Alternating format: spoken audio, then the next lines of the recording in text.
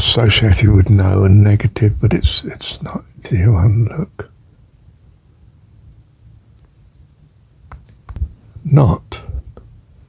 It's not the case that any of your, well, as the Christian calls it, sins keep you from God. No way. And again, the negation can be incredibly wonderful. It's how we actually determine truth.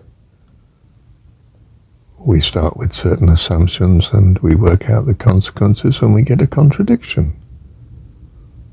One of the assumptions at least is inappropriate.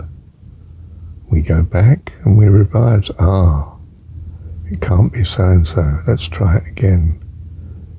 And then we don't get a negation and we say proved. What's the negation that all logic stands on? That a thing cannot both be and not be. It either is or it isn't.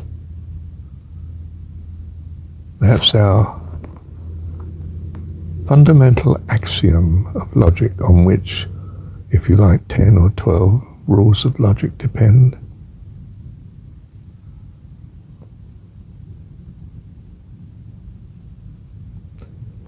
You can't prove the axiom, you simply take it as given.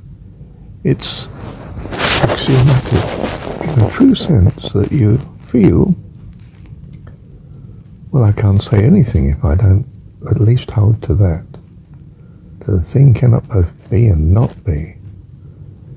That if my proof ends up with a thing is both and not, then it's not consistent with the fundamental axiom that we trust in.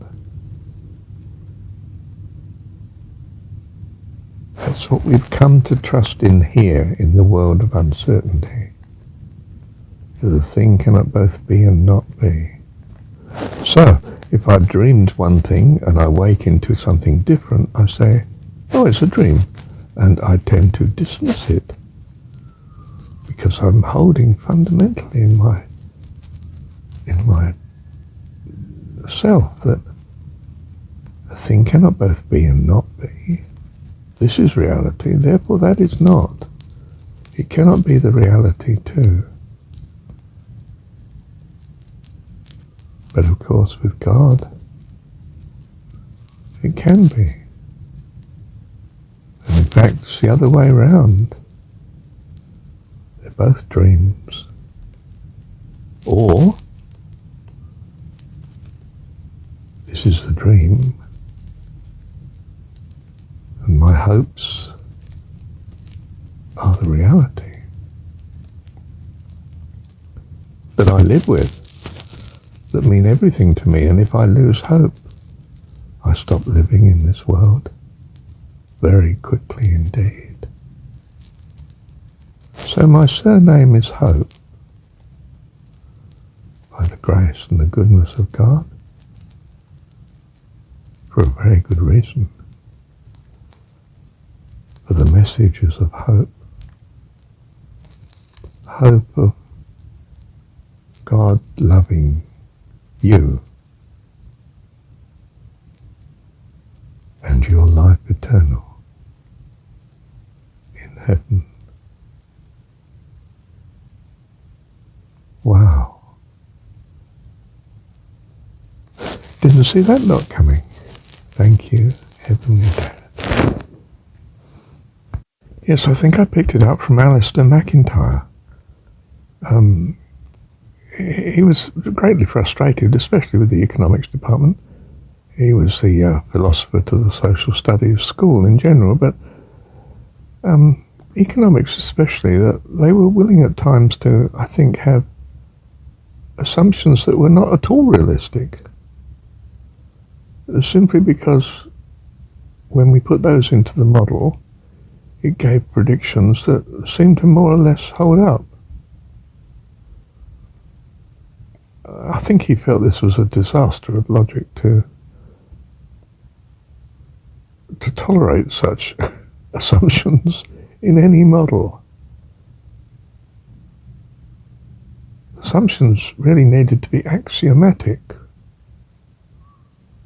foundationally true, and he felt that all the rules of logic depended on one basic axiom: thing cannot both be and not be at the same time.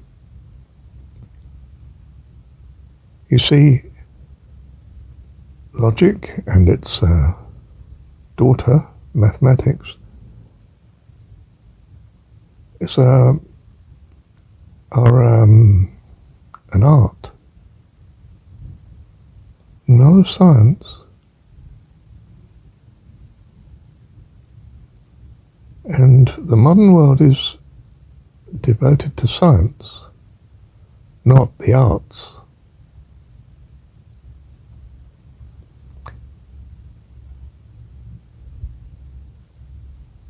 You would think then that maths is an imposter, and logic is taken to be an imposter in the modern world. It lives on propaganda. It lives on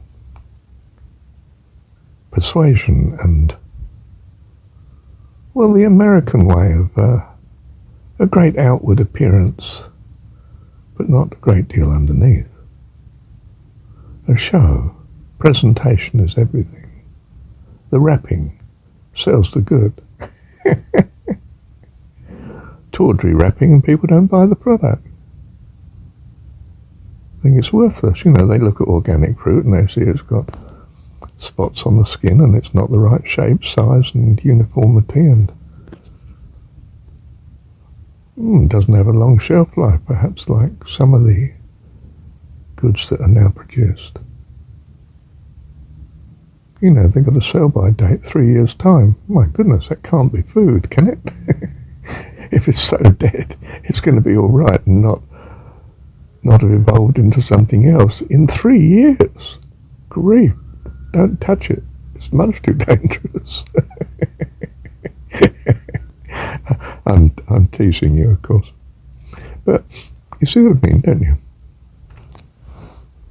Where was I?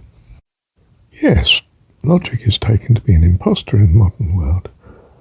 But the real imposter is mathematics. I seem to have it in for my friend by saying this. But I suppose it's so frustrating in economics that they're preoccupied with the most amazing mathematical models and the determination of such, and econometric niceties and details and hopes and expectations, that we lose all sight of reality, in fact. The whole discipline is devoted to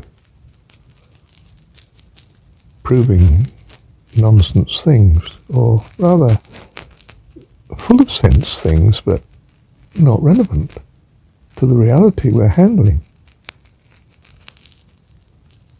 but very useful in justifying the policy of the funders of research. And so we get a claim and position, status, and good living. Yeah, but it's a deceit, a deception, a disaster. For if they'd been of true secular mind, they would have stuck to science, which says, to what extent does it work? Well, you've wasted our funds. You're going down the wrong track. We want to put our research money to that which will be a blessing to mankind. We need to go back to the roots. What do we need to tweak in our economic system that will make it serve us instead of us serve it? And the economist is serving it, and is paid handsomely for doing so, at the cost of the society that we live in. So, I might have lectured to nearly 2,000 first-year undergrads, basic 101 economics. To what point? Very little, except I bring in what's not in the normal requirement for such a course. So I come to inspire. And they go away thinking, wow, what are the important questions that we want to get right? And I give hope that we can. And in some sense we can if we put our minds to it. It's just that the profession doesn't. It's on a by-road. A maths, econometric, model building, theoretician's dream world, instead of the reality. Reality of an economic system that's justified on grounds of self-interest. The mouthless myth, the hidden hand. It's a hidden hand, all right, and it'll just destroy mankind if you don't put it right.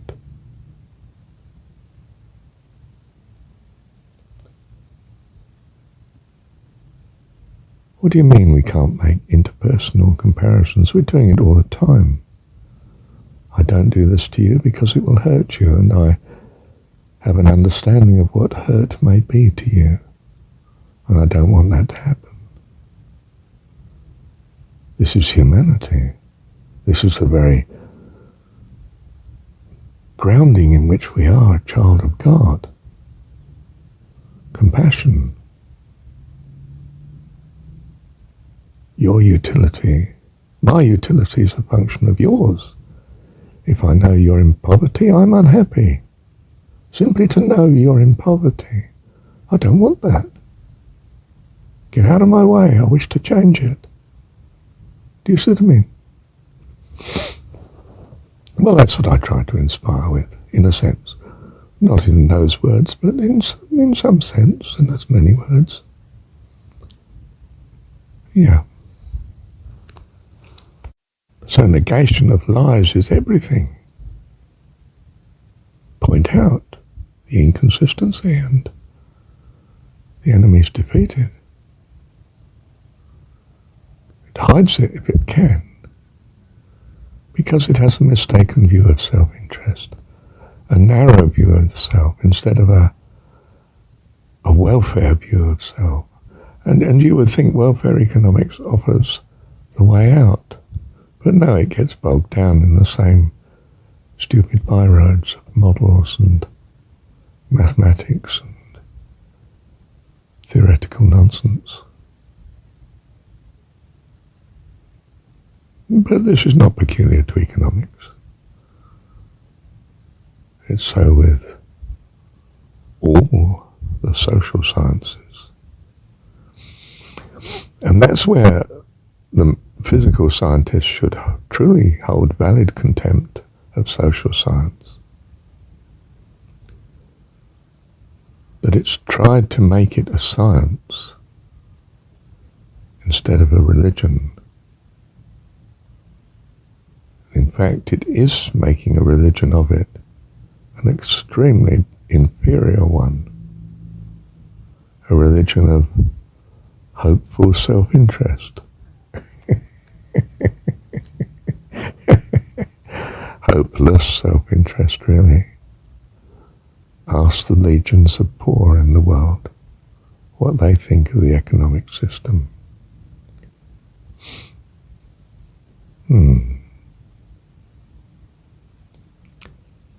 So negation, very important for pointing out the flaws in theories and religions and views and beliefs that are wrong, inappropriate, not of God at all. Thank you, Heavenly Father, for negation. Thank you, Dad.